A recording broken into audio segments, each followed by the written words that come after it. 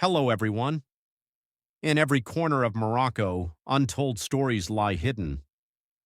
Crime Tales Morocco Edition brings you from the heart of the events to uncover the secrets of crimes that have shaken our society. From complex investigations to hidden motives, we take you on a thrilling journey to explore the dark side of reality. Prepare to watch stories that will change your perception of crime. Subscribe now to Crime Tales Morocco Edition and don't miss any episode. Part 1. The Discovery in the Greenbelt. In August of an unspecified year, the beaches of Rabat and Bousnica were very crowded. The hot weather had driven many people to the seaside.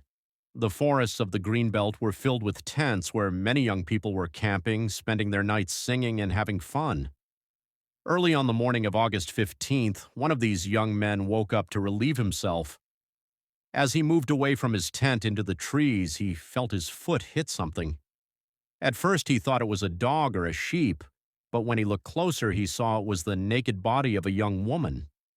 The young man quickly returned to his tent, woke his friends, and reported it to the police. About 15 minutes later, news of the body spread among the tents.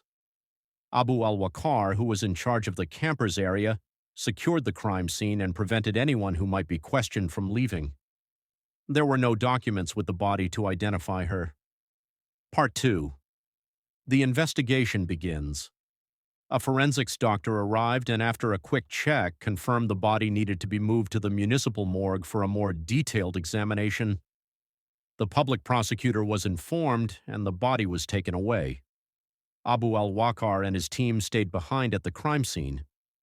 They searched an area of 1,000 square meters for anything that could help the investigation.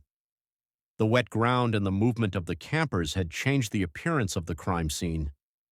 When the initial search wasn't successful, the investigation was given to Chief Mohammed al-Shawashi. He ordered the use of sandbags like those used in construction to sift through the soil at a depth of 10 centimeters to find clues. After 3 hours, they found a used medical item. They also found a cell phone card. At the scene, the forensics doctor concluded that the woman had been raped and then strangled to death. A search of the tents in the Greenbelt didn't provide any useful information. The cell phone card also didn't lead to anything. The medical item was sent to a lab, and tests showed that the person who used it was the same person who raped the woman and likely killed her. Part 3. A second victim and a plan. A week later, the investigation hadn't progressed much. Then, not far from where the first woman's body was found, another woman's body was discovered. She was also naked, and it seemed she had been raped and then strangled to death, just like the first victim. Forensic identification showed that the second victim had a criminal record, having been arrested several times for prostitution.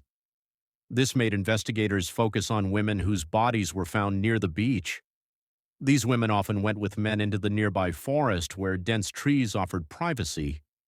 Some of these women confirmed they knew the killer. The identity of the first victim was also discovered.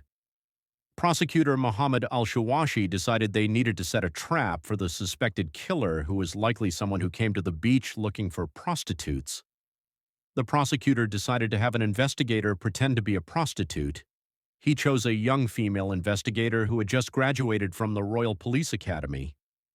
He picked her because she was unknown to the public, and her skills in wrestling and judo meant she could handle any situation.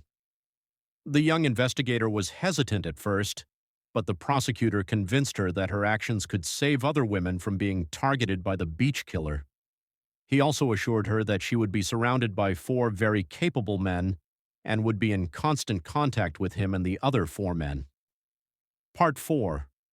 The trap is sprung. The plan was successful. Every evening, the young investigator would stand on the beach road pretending to be a prostitute. From time to time, one of the investigators would drive by pretending to be a customer, making others believe she was genuinely one of them. 3 days passed without anything happening.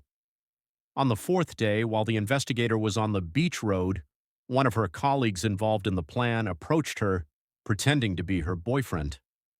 As they walked into the forest, they felt someone was following them. They continued deeper into the forest until they found a place with very thick trees. Suddenly, a strong man with a beard appeared. He was wearing a sports outfit and held a rope and an iron rod.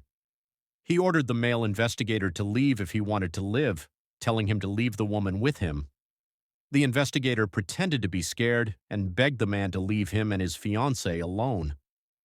The bearded man replied that she didn't deserve mercy and refused to leave, again telling him to leave if he wanted to live.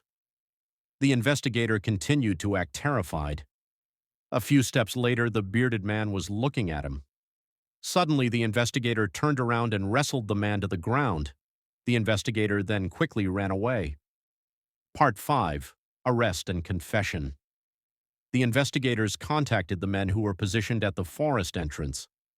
The bearded man was taken to the police station.